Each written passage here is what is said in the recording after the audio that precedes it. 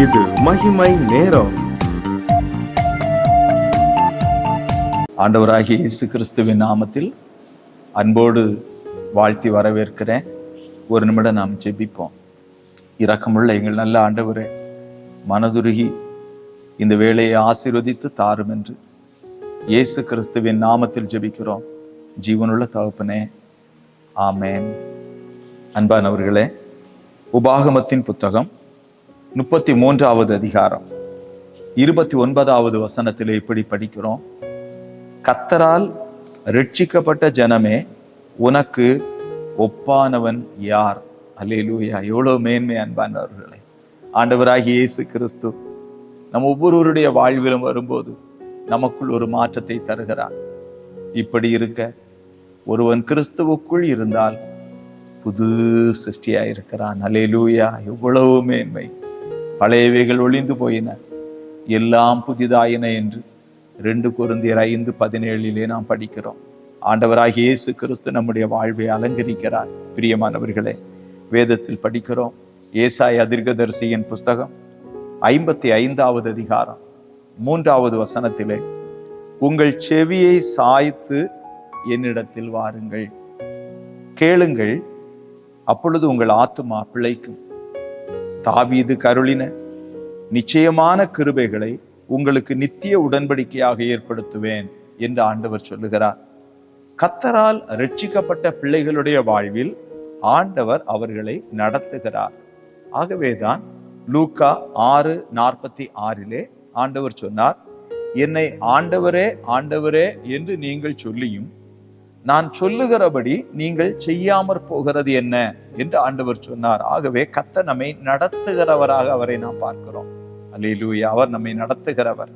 ஏனென்றால் பிரியமானவர்களே, யோவான் எழுதின சுவிசேஷம் 6வது அதிகாரத்தில் இயேசு கிறிஸ்துவை பின்பற்றின கூட்டத்தாரை படிக்கிறோம். ஆண்டவரால் தொடப்பட்டு அவரை பின்பற்றி சென்ற ஜனங்களை நாம் இங்கு படிக்கிறோம். யோவான் 6வது அதிகாரம் 66வது வசனத்திலிருந்து படிக்கிறேன்.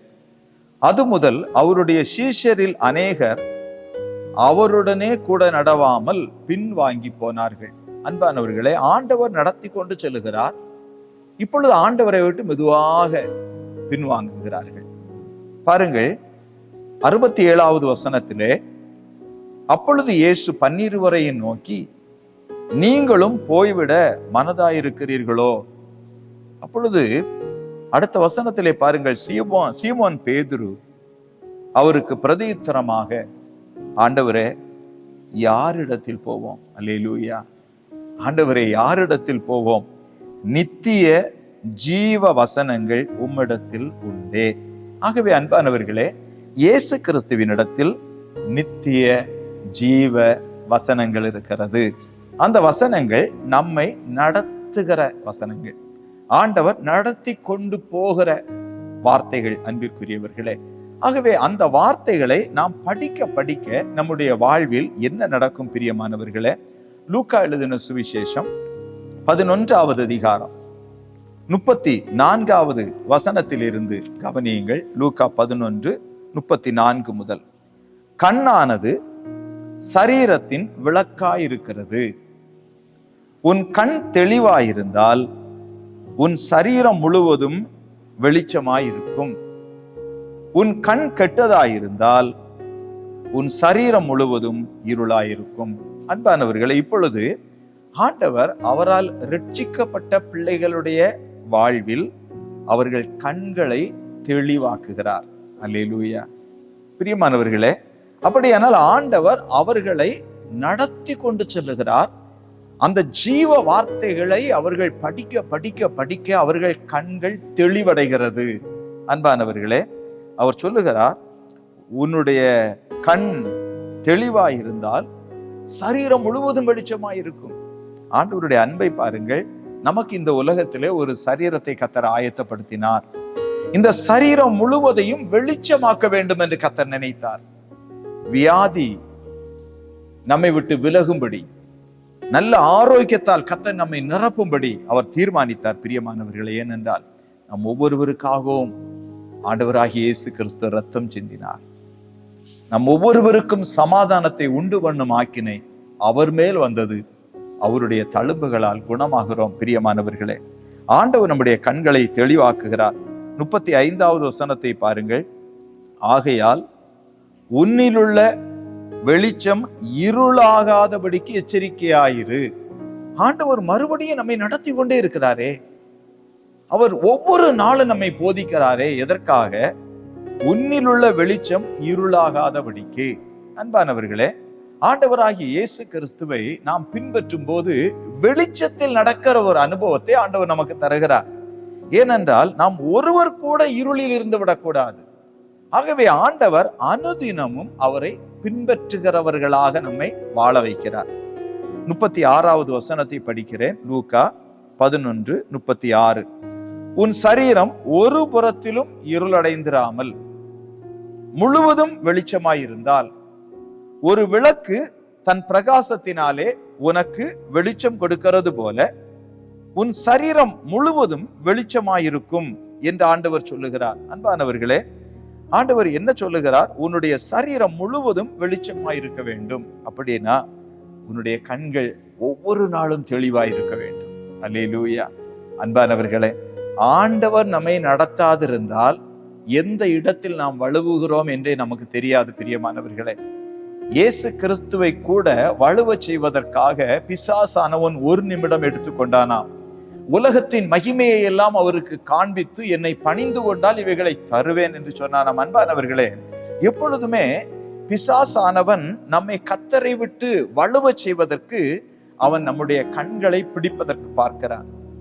சங்கீதத்தின் புத்தகம் 16வது சங்கீதத்திலே சங்கீதக்காரன் எப்படி சொல்லுகிறார் என்று பாருங்கள்.